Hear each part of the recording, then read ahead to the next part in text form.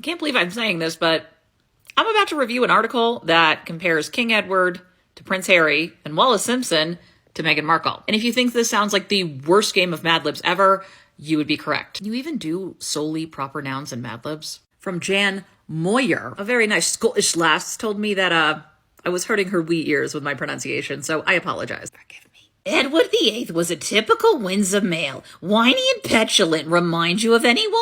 Thinking about the time that King Charles went berserk over his pen, but maybe we have a different definition of petulant. This is a clearly bold-faced effort to tie in a recent book on King Edward to Harry and Meghan because gotta get them clicks. Besides it being a tenuous argument that I'm about to dissect, I'm a former speech and debater. I cannot help myself. It was a nightmare in college. Also just completely ignores history. Reading the truth about Edward VIII and Mrs. Simpson, I'm afraid I'm not filled with syrupy admiration for his romantic sacrifice and subsequent elopement, but more struck by his selfishness and utter dereliction of duty. See, here we actually agree. When King Edward VIII abdicated the throne, he also wove in this forbidden love story.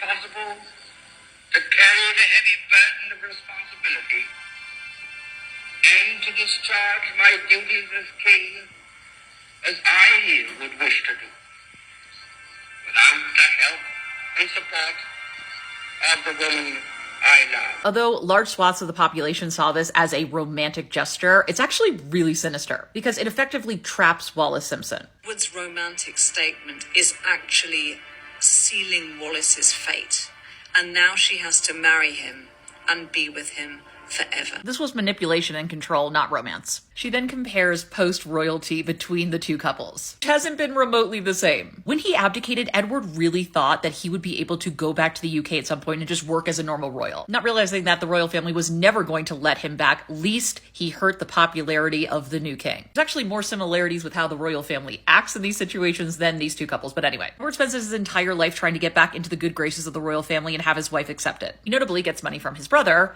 to live the kind of lifestyle that he was accustomed to. Well, Harry and Meghan have been making their own money, and they also have charitable endeavors. They're not just wandering aimlessly in like a villa owned by a Nazi sympathizer in France. This line sent me. History repeats itself over and over, right down to Edward VIII moaning about the press, while blaming everyone else for his own feebleness and limitations. Except that's not what happened. Because while Jan is not willing to research these half-baked columns, I am. And as one is wont to do, I just happen to have a copy of the out-of-print Diaries of Lord Beaverbrook, which were put together after his death. Lord Beaverbrook was the owner of the Express, and he wrote about King Edward's abdication and leading up to it. Because famously, the press did not touch the story of Edward and Wallis. Lord Beaverbrook, of course, paints himself sympathetically, just wanting to protect the crown, with why he and other press barons decided not to print about Edward and Wallis, and why he worked so hard to get other papers in other countries to do so as well.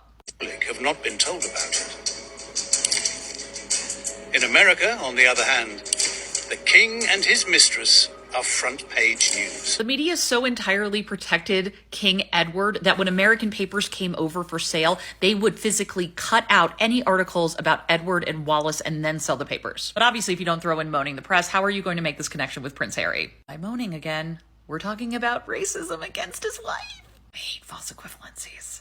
King Edward was blinded and entranced by a woman in kick please from the New World, who he believed could rescue him from the misery of privilege and the burden of destiny. Sound familiar?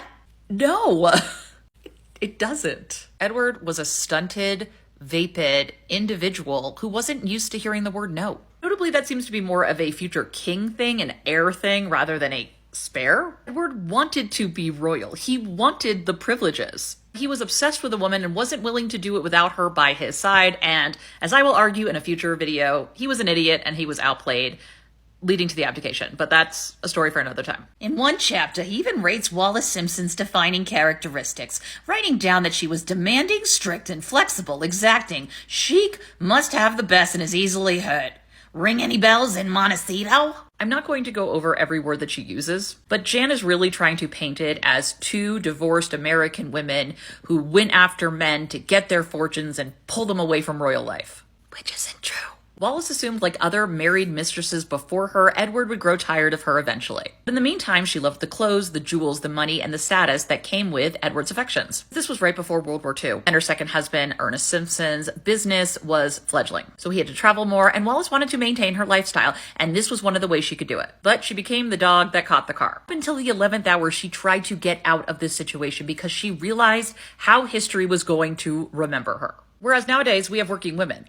Meghan did not need to marry into the royal family to make money. She was an accomplished woman on her own merit. Also, this ignores the fact that she and Harry were trying to find a half-in, half-out solution so that they continue to work on behalf of Her Majesty. They just didn't want to be under the confines of the royal rota. She ends with, "The rot started with Edward, but where will it end?"